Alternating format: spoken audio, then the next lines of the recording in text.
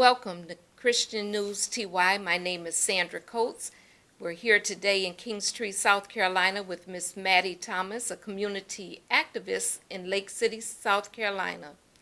Glad to have you here today. Thank you for coming. Miss Mattie Thomas is going to discuss with us some concerns she has concerning Lake City. Miss Thomas, tell us a little bit about what's going on with the water bills in Lake City. Well, for one, and thanks for having me here, through no fault of the person in charge right now, because this water bill should have been increased years and years ago. They kept adding on to the system without an increase. So now it falls to us to get these rate increase, which is necessary, okay? But to offset some of the increase, they instituted a program that everybody who pays water bill could participate in. And it's an estimate of your bill to the next dollar. Now, if your bill is $64.25, they would take it to $65. But 3 times a year, if you participate in this program, you can apply for $75 to offset your bill. And this is one thing they're doing to help out, especially with people living on fixed income. But we also have a problem with keeping up with our system. So in July, they sent out a notice.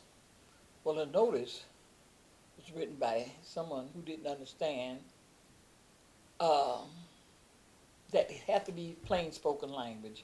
In other words, they use contradictory words like interim and permanent, pervious.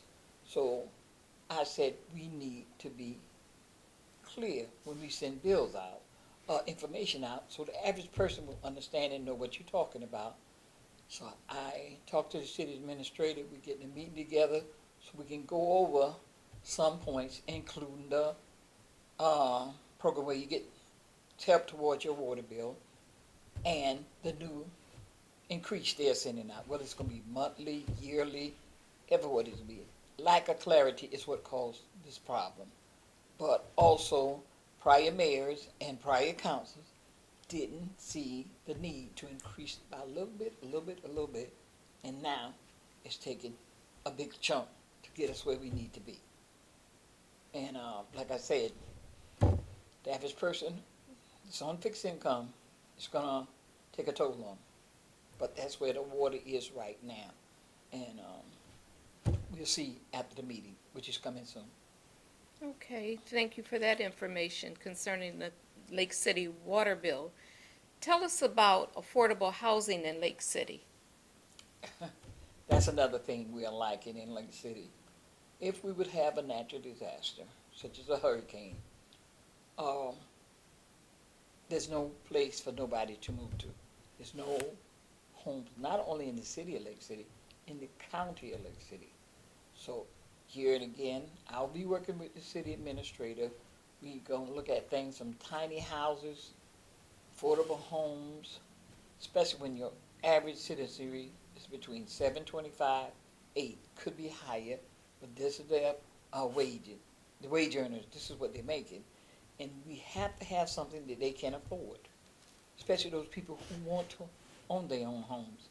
So tiny houses is one thing we're going to look at, but we got to make sure it's affordable housing for everybody. And we just one natural disaster from this being citywide. Because I don't care where you live, if the natural disaster causes you to lose your home, there's no place for you to go in Lake City or Florence County. Oh, thank you for that information. Now, you also have a concern about the city roads in Lake City. Can you tell us a little bit about the roads in Lake City, please? Now, that's the third part of my stool. The city owns very few roads. The majority of roads are owned by county, state, federal government. The work you've seen on US 52, federal. But we have to stay on our public officials to get the job done. There have been some roads done, but it's not enough. And if you want to attract business and people who want to invest in the community, to put housing in, you must have decent roads. Decent roads will bring you jobs. Decent roads will bring you housing.